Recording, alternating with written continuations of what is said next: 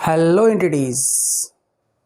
आज के लेक्चर में हम डिस्कस करने वाले हैं अपने इलेक्ट्रिसिटी का next topic, most important numerical point of view से और एग्जामिनेशन पॉइंट ऑफ व्यू से और आपके कॉन्सेप्ट के पॉइंट ऑफ व्यू से आपको ये पूरा का पूरा इलेक्ट्रिकल सिस्टम समझने में मदद करेगा। ये कॉन्सेप्ट में आज हम पढ़ेंगे series connection and parallel connection. क्या है सीरीज कनेक्शन, क्या है पैरेलल कनेक्शन, घर की जो वायरिंग होती है वो कैसे होती है, कोई भी सर्किट कब सीरीज़ में लगेगा तो उसके आउटपुट के ऊपर क्या इफ़ेक्ट आएगा, कोई भी सर्किट अगर पैरेलल कंडीशन में हो तो हमारे आउटपुट के ऊपर क्या इफ़ेक्ट आएगा। कहने का मतलब है कि हमारे सपोज़ करिए कि हमारे पास बल्ब है, हमने दो बल्ब को लगाया, दोनों बल्ब को अगर हमने साथ लगाया या इन दोनों कनेक्शन में से किसी एक कनेक्शन में लगाया तो किस कनेक्शन में हमारे बल्ब की रोशनी ज़्यादा होगी, जानने वाली बात है। इसको भी जानेंगे। किस कनेक्शन में बल्ब की रोशनी कम होगी ये भी हमें पता होना चाहिए, जिससे हम अपनी आवश्यकता के अनुसार उसको, अपनी रोशनी की आवश्यकता के अनुसार हम उसको उस कनेक्शन में लगा सकें। तो ये आपके जनरल पॉइंट ऑफ व्यू से या आपके एग्जामिनेशन पॉइंट ऑफ व्यू से, दोनों पॉइंट ऑफ व्यू से इम्पॉर्टेंट है। तो आइए शुरू करते हैं अपना आज का लेक्चर, सीरीज़ और पैरेलल। सिंपल सा कॉन्सेप्ट, इसको रजिस्टर के फॉर्म में लेके चलेंगे जो हमने पढ़ा हुआ है पिछले क्लासेस में, जिसको हमने डिराइव किया हुआ था सब कुछ। क्या है? ओम्स लॉ, ओम बाबा का कॉन्सेप्ट था। ओम बाबा के कॉन्सेप्ट को इस पे आगे लेके चलेंगे। हमने एक कांस्टेंट देखा था जिस कांस्टेंट का नाम था रेजिस्टेंस। रेजिस्टेंस क्या था? जो करंट के फ्लो को क्या कर रहा था? अपोज कर रहा था, करंट को बहने से रोक रहा था। अब कितना भी पोटेंशियल जोर लगा रहा है, वोल्टेज अपना जोर लगा रहा है, लेकिन रेजिस्टेंस क्या है? वो उसको रोकने के लिए करंट को बोल रहा है कि नहीं, तुमको आगे ही नहीं बढ़ने देंगे। ये वो रेजिस्टेंस था। इसी रेजिस्टेंस के कनेक्शन, पूरे के पूरे सर्किट में हम कनेक्शन के बारे में बात करेंगे कि आखिर इस रेजिस्टेंस को हम कहाँ लगाएं, कैसे लगाएं। रेजिस्टेंस का मतलब क्या है? जो करंट को फ्लो ना कराने दे। तो पूरे सर्किट में जिस तरह का भी एलिमेंट होगा उसमें कुछ ना कुछ रेजिस्टिव पावर उसकी होगी ही होगी। इसीलिए हम एक सर्किट की बात करते हैं। एक क्लोज सर्किट हम लेते हैं, कोई भी मान लेते हैं ये मेरा सर्किट है जिसमें एक रेजिस्टेंस R है, एक रेजिस्टेंस ये भी है R। इसको हमने क्या किया, एक सेल से जोड़ दिया या हमने बैटरी से जोड़ दिया। सेल और बैटरी में ज़्यादा डिफरेंस नहीं है। अगर single combination of cells is called battery, आपने 9th क्लास में पढ़ा होगा। ये नहीं पढ़ा है तो भी जान लीजिए। अगर एक सिंगल बैटरी सोर्स हो, सिंगल सेल सोर्स हो, तो उसको हम कैसे दिखाएंगे? एक सिंगल बड़ी लाइन और एक छोटी लाइन से दिखाएंगे। ये सेल है। अगर इसी को हमने कई सारे कनेक्शंस में जोड़ दिया, एक बड़ी लाइन छोटी लाइन, एक बड़ी लाइन छोटी लाइन, ऐसे बना दिया, कॉम्बिनेशन ऑफ सेल्स कर दिया, तो ये कहला गया बैटरी। ठीक है। और आपको पता है इसका एक पोटेंशियल है, इसका पोटेंशियल को हमने क्या बोला है? V बोला है। ये रेजिस्टेंस है, इस रेजिस्टेंस को हमने R1 बोला, इस रेजिस्टेंस को R2 बोला। आपको पता है कोई भी सर्किट अगर क्लोज हो, एक लगा देते हैं स्विच भी यहाँ पे, कोई सर्किट अगर क्लोज कंडीशन में हो तो उसमें क्या होता है? एक करंट इंड्यूस्ड होगा। क्यों इंड्यूस्ड होगा भाई? पोटेंशियल क्रिएट हो रहा है, ये धक्का देना साथ चालू किया, इस वायर के एनर्जी से क्या किया, इसने इलेक्ट्रॉन्स को इसमें एनर्जी देना शुरू कर दिया, तो इसमें क्या करंट फ्लो होना शुरू हो गया? करंट फ्लो होना शुरू हो गया। सीरीज और पैरेलल पहचानने का पहला नियम, करंट पूरे के पूरे सर्किट में जितना भी कंपोनेंट लगा हुआ, जितना भी रेजिस्टिव कंपोनेंट लगा हुआ है, उनमें सेम करंट फ्लो होना चाहिए। कंडीशन नंबर 1 फॉर सीरीज, पहला कंडीशन है सीरीज के लिए क्या होगा? Current should be same.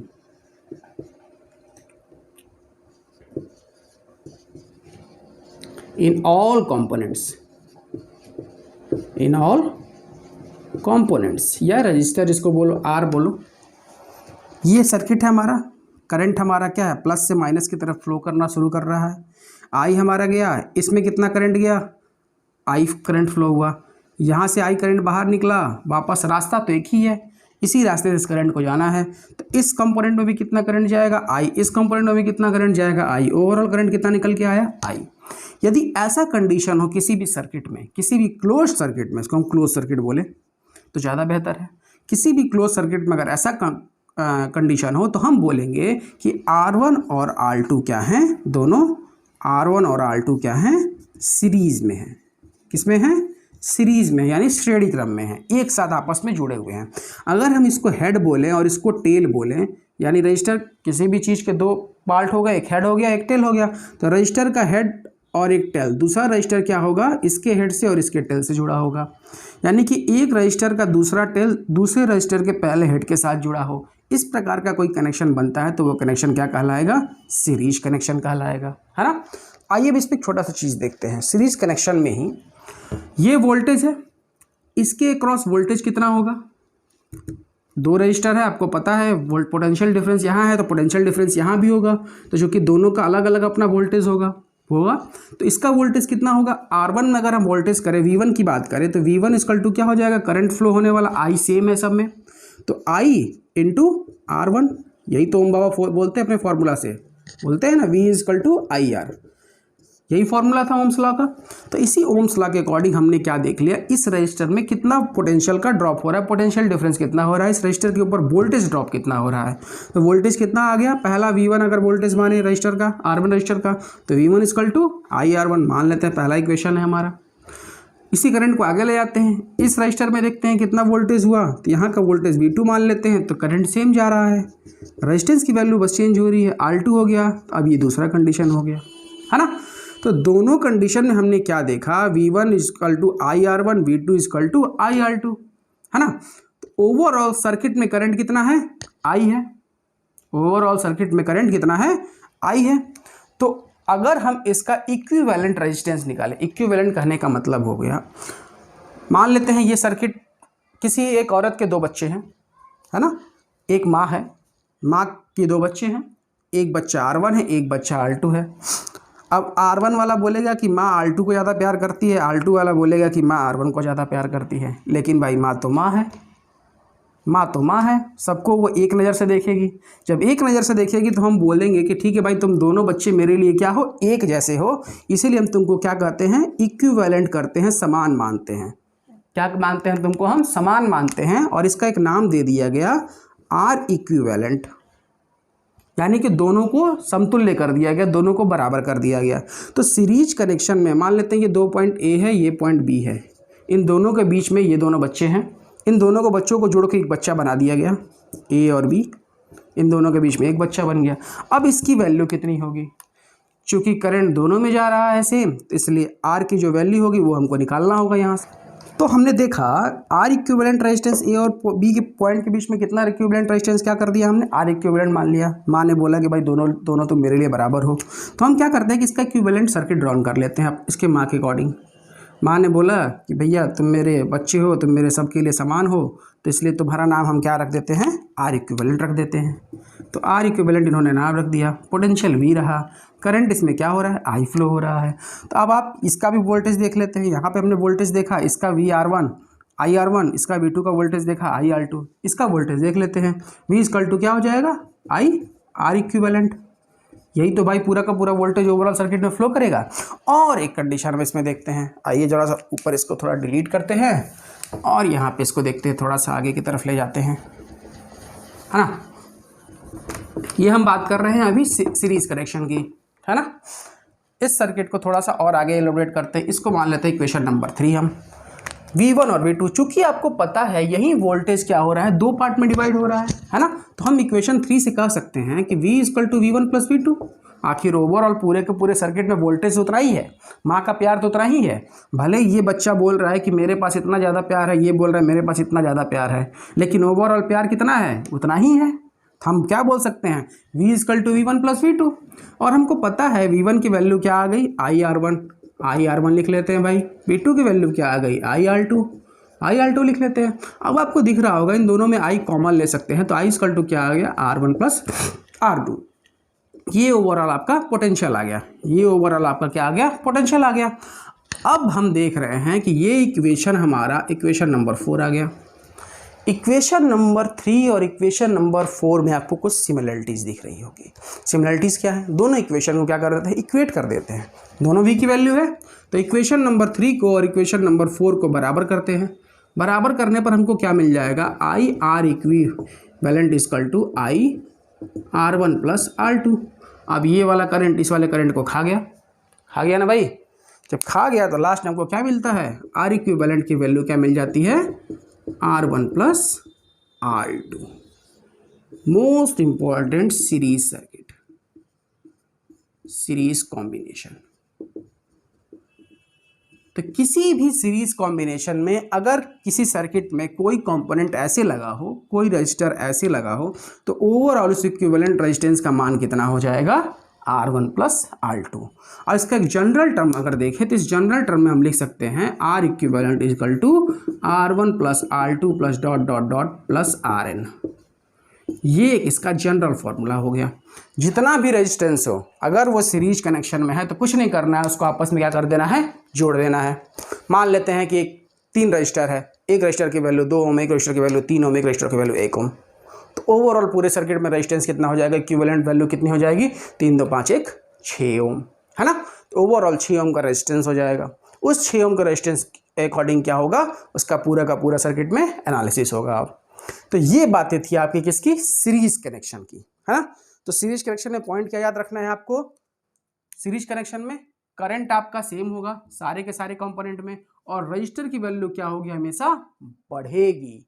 जो भी उसकी मैक्सिमम वैल्यू का रजिस्टर होगा उस कंपोनेंट में, उस रजिस्टर से हमेशा क्या होगा, ज़्यादा होगा। ऑब्वियस सी बात है भाई, छोटे छोटे पार्ट है, ज़्यादा होगा, अगर उनको जोड़ोगे तो मैक्सिमम वैल्यू से ज़्यादा वैल्यू ही आएगी हमेशा, है ना। तो ये पूरी एनालिसिस थी आपकी किसकी, सीरीज कनेक्शन के लिए। आपको पता चल गया कि एक रजिस्टर के अकॉर्डिंग अगर वोल्टेज निकालना हो तो कैसे निकालेंगे, ओवरऑल सर्किट का हमको अगर रेजिस्टेंस इक्विवेलेंट निकालना हो तो कैसे निकालेंगे, ओवरऑल अगर सर्किट का हमको वोल्टेज निकालना हो तो कैसे निकालेंगे, है ना। आइए अब नेक्स्ट टॉपिक डिस्कस करेंगे पैरेलल कनेक्शन पे। तो नेक्स्ट कनेक्शन हम देखते हैं पैरेलल कनेक्शन। पैरेलल कनेक्शन, आखिर ये कौन सा कनेक्शन है भाई, पैरेलल कनेक्शन, हिंदी में समानांतर क्रम, समानांतर कनेक्शन बोलते हैं। इसमें रजिस्टर का क्या, दोनों का हम एक साथ में एनालिसिस करते हुए चलेंगे। एक सीरीज का भी हम छोटा सा यहाँ जो हमने बनाया हुआ है उसको देख लेते हैं, उसका सर्किट क्या होगा, समझने में आसानी होगी। एक रजिस्टर हमने ऐसा लिया हुआ था, एक रजिस्टर हमने ऐसा लिया हुआ था। ये पॉइंट ए था, ये पॉइंट बी था। इन दोनों के बीच में एक वोल्टेज लगा दिया हुआ था, एक बैटरी टर्मिनल लगा दिया हुआ था। ये कनेक्शन हमने बोला था किसका था, सीरीज का था। ये कनेक्शन हमने सीरीज का बोला हुआ था। पैरेलल में क्या होता है, हमने सीरीज में क्या देखा था, अगर किसी रजिस्टर के 2 पॉइंट हैं, एक हेड है और एक टेल है, तो एक का हेड दूसरे के टेल से क्या होगा, जुड़ा रहेगा। इस प्रकार का कनेक्शन क्या कहलाता है, सीरीज कनेक्शन कहलाता है। पैरेलल में ठीक उल्टा हो जाएगा। हम क्या करेंगे, 2 रेजिस्टेंस को क्या करेंगे, आपस में कुछ, अगर ये 2 जंक्शन है, ए नोड है, पॉइंट है, तो इन दोनों के ही हम क्या करेंगे, कुछ ऐसे कनेक्शन दे देंगे और इसको एक हम बैटरी टर्मिनल से जोड़ देंगे। स्विच आप लगा लीजिएगा अपने से। ये है हमारा R2, ये है हमारा R1। किसी को ही मान सकते हो, कुछ भी मान सकते हो। हमने क्या किया, अब देखो इसका हेड और टेल क्या था, इस पॉइंट का हेड यहाँ पे था, इस पॉइंट का टेल यहाँ पे था, यानी कि इसका सिरा यहाँ है, इसका पूंछ यहाँ है। तो सिरे को सिरे से जोड़ दिया। देखो ध्यान से, R1 और R2 के दोनों हेड क्या हैं, आपस में जुड़े हुए हैं एक वायर के थ्रू, और टेल भी क्या है, एक वायर के थ्रू जुड़े हुए हैं। लेकिन इसमें क्या हो रहा था, ठीक अपोजिट, यहाँ पे एक जंक्शन पॉइंट बन रहा था, इसका टेल इसके हेड से जुड़ रहा था, है ना। हेड और हेड आपस में जब जुड़ेंगे तो क्या हो जाएगा, ये कनेक्शन कैसा कहलाएगा, पैरेलल कनेक्शन। अब इस कंडीशन में क्या होता है, पोटेंशियल V है, वोल्टेज V है, इसमें क्या होगा, करंट का बहना शुरू होगा, I करंट, वो मावा बोलते हैं क्लोज सर्किट में क्या होगा, करंट I फ्लो करेगा। अब इस I को रास्ता मिला, ये यहाँ गया, अरे यहाँ आने के बाद उसको 2 रास्ते दिखाई दिए, तो भैया ये 2 जगह जाएगा। एक करंट यहाँ जाएगा जिसको हम I1 बोल देंगे, इस करंट को हम बोल देंगे I2, अपने मन से कुछ भी बोल दो। यहाँ पे राम गया, यहाँ पे श्याम गया, है ना। तो यही I है, ये इसकी माँ है, ये इसके 2 बच्चे पैदा हो गए आगे जाके, बाकी दोनों बच्चे मिलके फिर से माँ के पास चले जाएंगे। ये इस पूरे के पूरे रेजिस्टेंस से क्या करंट फ्लो हो रहा है, I1 फ्लो हो रहा है। इस रेजिस्टेंस से करंट क्या फ्लो हो रहा है, I2 करंट फ्लो हो रहा है। और वापस में क्या निकल के चला आ रहा है, I निकल के चला आ रहा है। और ये I क्या है, I1 प्लस I2 ही तो है, कुछ और तो है नहीं, I1 प्लस I2 ही है।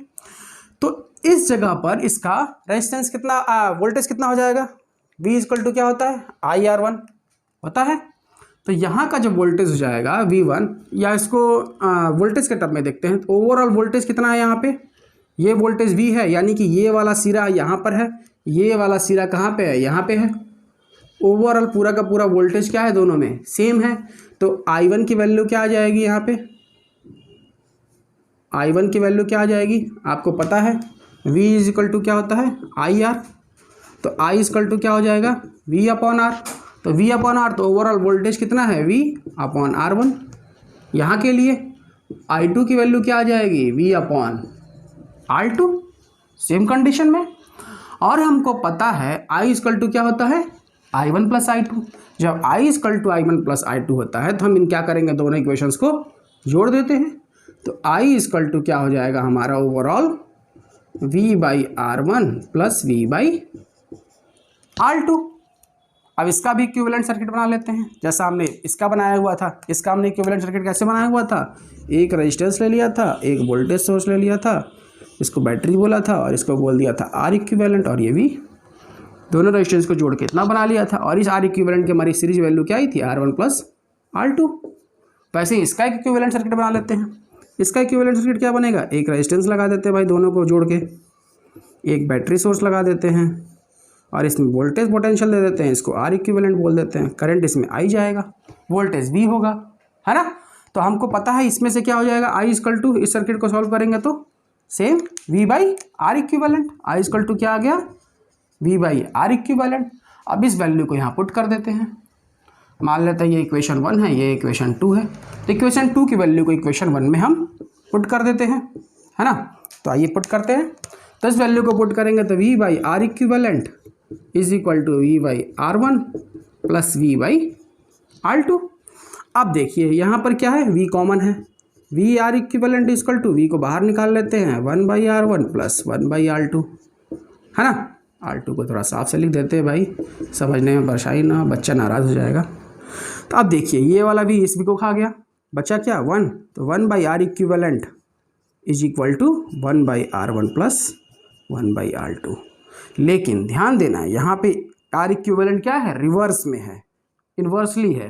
तो इसको हम क्या करेंगे, ओवर आर इक्विवेलेंट की वैल्यू निकालने के लिए हम क्या करेंगे, R equivalent is equal to क्या हो जाएगा, R1 plus R1, 1 by R equivalent is equal to R1 plus R2 upon में R1 इंटू R2।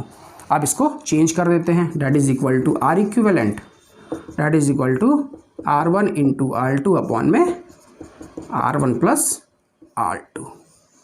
ये आपका आ गया आर इक्विवेलेंट रेजिस्टेंस, किस कंडीशन के लिए, पैरेलल कंडीशन के लिए। तो हम यहाँ पे आर इक्विवेलेंट इक्वल टू लिख सकते हैं क्या, R1 into R2 upon R1 plus R2।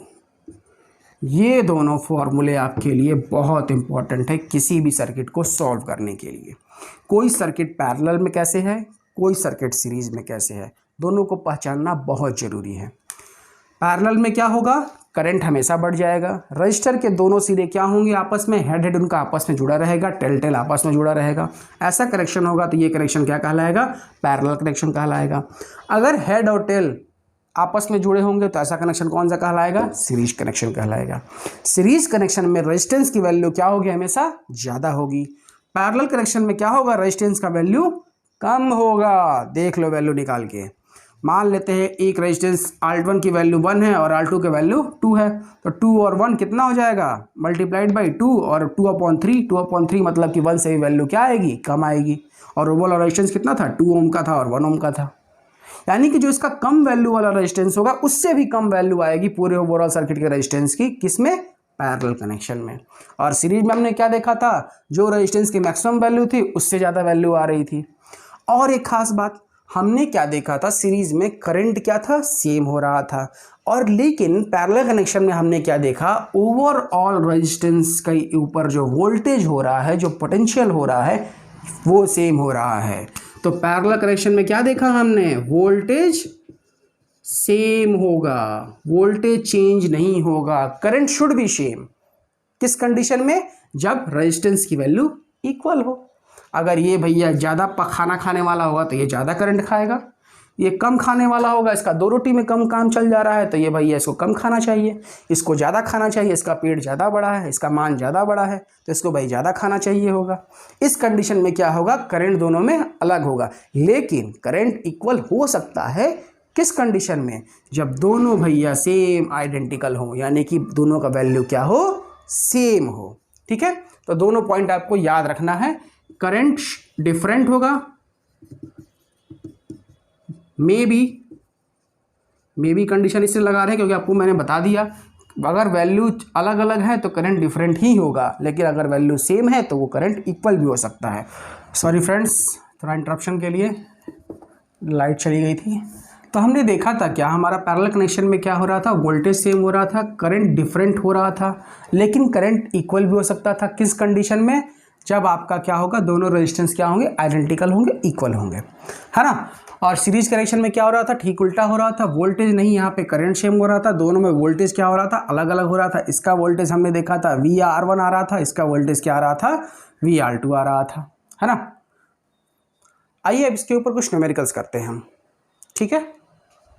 Entities आपके पास ये क्वेश्चन है, इस क्वेश्चन को जरा एनालिसिस करते हैं, देखते हैं। एक सर्किट है, 3 रेजिस्टेंस दिए हुए हैं, 6 ओम के, 4 ओम के, 2 ओम को। आपको बताना है कि ये बल्ब कब ग्लो करेगा और ओवरऑल सर्किट में करंट कब फ्लो होगा। पहले कंडीशन की बात करें, ये बल्ब ग्लो कब करेगा, जब ये सर्किट का पूरा क्या होगा, करंट फ्लो करेगा, यानी कि ये स्विच क्या होना चाहिए, क्लोज होना चाहिए, पहला कंडीशन। दूसरा कंडीशन, ओवरऑल सर्किट में करंट कितना होगा। तो करंट निकालने के लिए हमको क्या पहले पता होना चाहिए कि ये कनेक्शन किस में है ना। तो ये सारे कंपोनेंट्स किस कनेक्शन में जुड़े हुए हैं उसको हम देखते हैं। आपको पता है, मैंने बताया हुआ था कि अगर किसी भी कंपोनेंट का हेड और टेल आपस में क्या हो, कनेक्टेड हो, तो वो कनेक्शन कौन सा होता है, सीरीज कनेक्शन होता है। तो देखिए हेड और टेल इसके क्या है, तीनों कंपोनेंट्स के आपस में जुड़े हुए हैं। और इस ओवरऑल सर्किट का अगर हम इक्विवेलेंट रेजिस्टेंस बनाने की कोशिश करें, तो ये एक हमारा मदर रेजिस्टेंस हो गया और ये हो गया इसका बैटरी सोर्स। इसको हमने बोला था आर इक्विवेलेंट और इसको बोला था वोल्टेज। इसकी वैल्यू दी हुई है कितना, 12 वोल्ट। इसकी वैल्यू हमको निकालनी है और करंट की वैल्यू निकालनी है। तो I इज इक्वल टू क्या हो जाएगा, अगर हम निकालने की कोशिश करें, I इज इक्वल टू नहीं, R is equal to R equivalent क्या हो जाएगा, सीरीज कनेक्शन है तो R1 plus R2 plus R3, यही हमने डिराइव किया हुआ था। R1 की वैल्यू 6 ओम, R2 की वैल्यू 4 ओम और R3 की वैल्यू क्या आ गया आपका 2 ओम। तो ओवरऑल रेजिस्टेंस कितना हो गया, 6 4 10 to 12 ओम। ओवरऑल रेजिस्टेंस हमारा कितना आ गया, इक्विवेलेंट रेजिस्टेंस हमारा कितना आ गया, 12 ओम। इसकी वैल्यू कितना आ गई, 12 ओम, 12 ओम। तो जब 12 ओम इसकी वैल्यू आ गई, तो ओवरऑल इस पूरे सर्किट में, क्लोज सर्किट में करंट कितना फ्लो होगा। ओम बाबा फिर से आ गए। ओम बाबा बोलते हैं क्या, V is equal to I multiplied by R. तो I is equal to V upon R. और इस पूरे सर्किट में पोटेंशियल कितना है, 12 वोल्ट का, और रेजिस्टेंस कितना है, 12 ओम का। 12 से 12 गया, कितना आया, 1 एम्पियर का करंट। यानी कि पूरे के पूरे सर्किट में कितना एम्पियर का करंट फ्लो हो रहा है, 1 एम्पियर का करंट फ्लो हो रहा है। इस बल्ब को जलाने के लिए कितना एम्पियर की जरूरत पड़ रही है, 1 एम्पियर की जरूरत पड़ रही है। ये था हमारा सीरीज कनेक्शन, ये था इसका न्यूमेरिकल। आपको एनालिसिस ऐसे ही करना है। करना क्या है, कोई भी कॉम्प्लिकेटेड सर्किट दिया हो, उस कॉम्प्लिकेटेड सर्किट का आप इक्विवेलेंट सर्किट बना लीजिए। इक्विवेलेंट सर्किट में क्या होगा, ओवरऑल रेजिस्टेंस का एक इक्विवेलेंट रेजिस्टेंस होगा, उसके पैरेलल में जो वोल्टेज सोर्स दिया, बाकी जो कनेक्शन जैसे दिया आपको वैसे ही रख देना है, कुछ नहीं करना है। सीरीज कनेक्शन का फॉर्मूला लगाना है। अगर सर्किट सीरीज में हो, जिसमें आपको क्या है, सारे रेजिस्टेंस की वैल्यू क्या होती है, आपस में ऐड हो जाती है। और मैंने कंडीशन उसमें बोला था, सीरीज कनेक्शन में जो रेजिस्टेंस की वैल्यू मैक्सिमम होगी, उसका overall circuit resistance equivalent resistance में रेजिस्टेंस हमेशा क्या आएगा, उससे ज़्यादा आएगा। जैसे इसमें देखिए रेजिस्टेंस की वैल्यू कितनी थी, 6 ओम, और ओवरऑल इक्विवेलेंट रेजिस्टेंस की वैल्यू कितनी आ गई, 12 ओम। आया ना ज़्यादा। तो याद रखना है, सीरीज कनेक्शन में कभी भी हम रेजिस्टेंस को ऐड करेंगे तो ओवरऑल रेजिस्टेंस की वैल्यू क्या होगी, हमेशा इंक्रीज होगी। कितना इंक्रीज होगी, तो जो मैक्सिमम वैल्यू का रेजिस्टेंस होगा उससे ज़्यादा होगी, है ना। ये कंडीशन के ऊपर अब डिपेंड करेगा। ये थी बात सीरीज कनेक्शन की। सीरीज कनेक्शन में हमने देख लिया करंट क्या हो रहा है, 1 एम्पियर, इससे भी 1 एम्पियर जा रहा है, इससे भी 1 एम्पियर जा रहा है, इससे भी 1 एम्पियर जा रहा है। ओवरऑल हमको करंट कितना मिल रहा है, पूरे के पूरे सर्किट में 1 एम्पियर का ही करंट मिल रहा है। ये है हमारा दूसरा क्वेश्चन। इस क्वेश्चन को जरा देखते हैं। वैल्यू हमने सेम रखा है ताकि एनालिसिस करने में हमको आसानी हो, हम दोनों का डिफरेंस पता कर सकें। सेम कंडीशन था, बस यहाँ पे एक बल्ब नहीं था तो बल्ब को भी लगा देते हैं भैया, काहे लिए इस बल्ब को छोड़ेंगे, है ना। ये बल्ब कितना करंट ओवरऑल पूरे सर्किट में ड्रॉन करेगा। ये है करंट I। एनालिसिस करते हैं। हमने देखा कोई इस पोटेंशियल डिफरेंस की वजह से क्या हो रहा है, करंट आगे गया। ये करंट क्या हो रहा है, आप देखो यहाँ पे 3 पार्ट में डिवाइड हो गया। यहाँ पे तो करंट, एक करंट को I1 बोला, एक करंट को I2 बोला, एक करंट को I3 बोला। कोई बात नहीं भाई, कितने भी हिस्से में डिवाइड हो जाओ, ओवरऑल मा तो सेम है ना। जिसकी जितनी औकात है उतनी ही करंट जाएगा।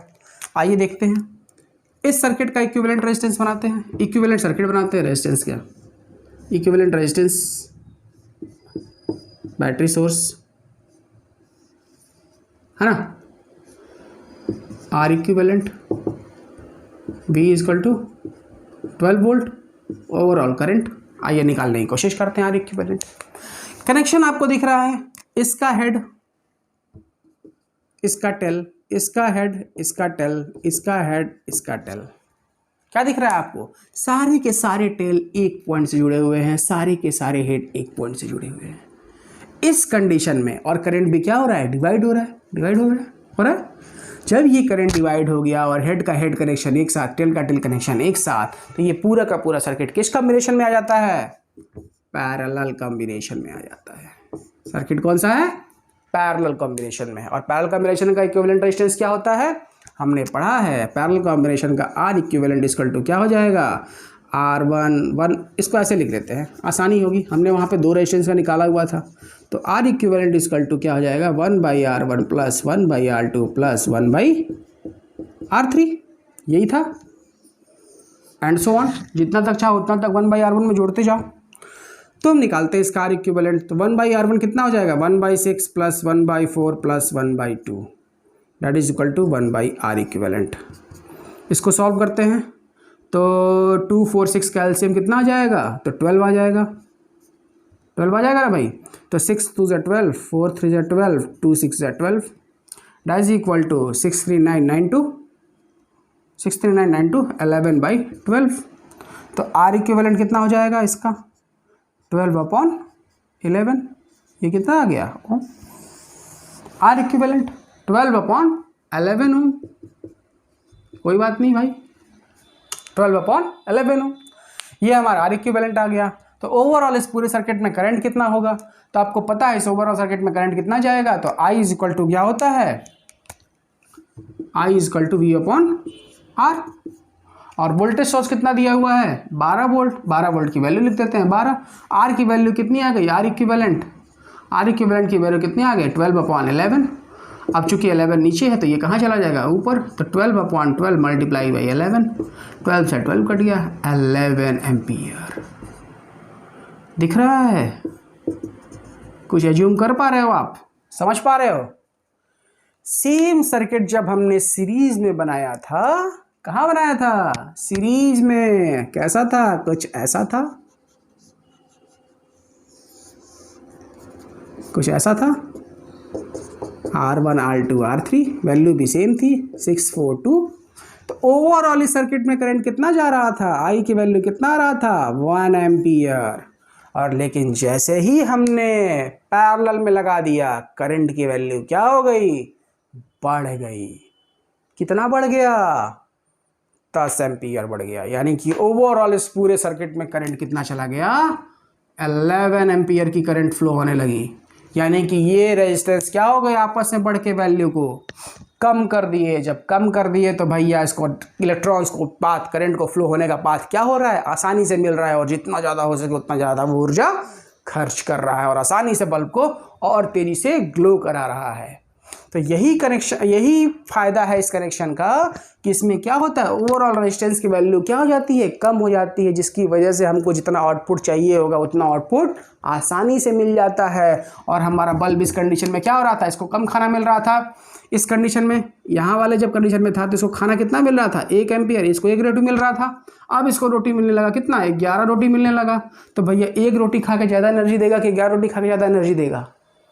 ऑब्वियस सी बात है, ज़्यादा खाएगा ज़्यादा एनर्जी देगा, ज़्यादा काम करेगा। तो इसको ज़्यादा करंट मिलने लगा तो ये और तेज़ी से ग्लो करने लगा, अपनी इफिशियंसी के साथ ग्लो करना लगा।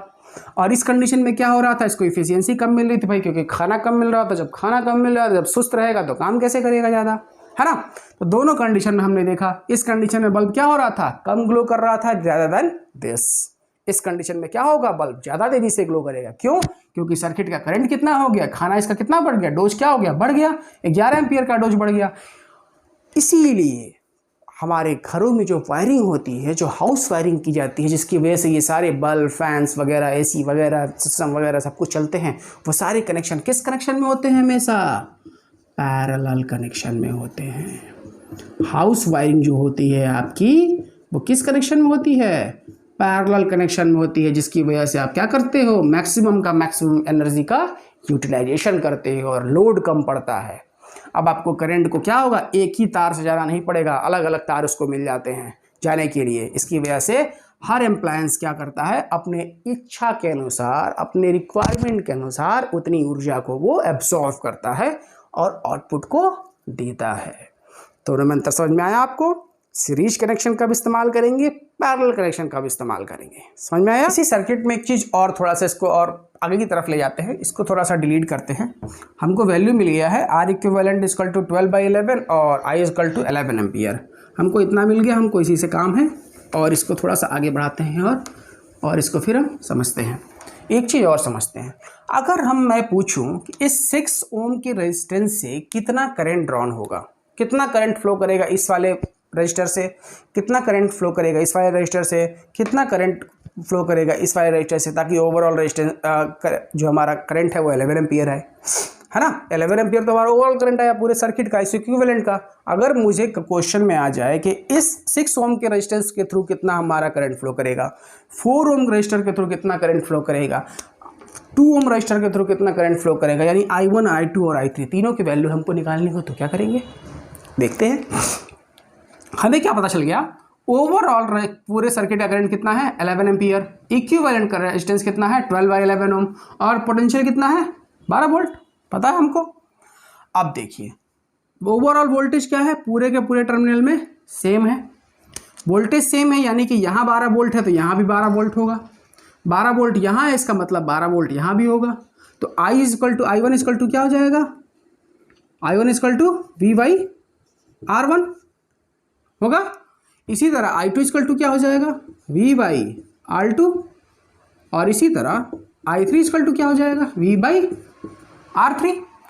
तो जब हम I1 की बात करेंगे, वोल्टेज हमारा कितना है 12 वोल्ट, 12 वोल्ट को 12 वोल्ट रखते हैं, R1 की वैल्यू कितनी है 6 ओम, 6 ओम रख दिया, तो ये कितना आ गया 6 2 जा 2 एम्पियर का करंट कौन ड्रॉन कर रहा है, I1 कर रहा है।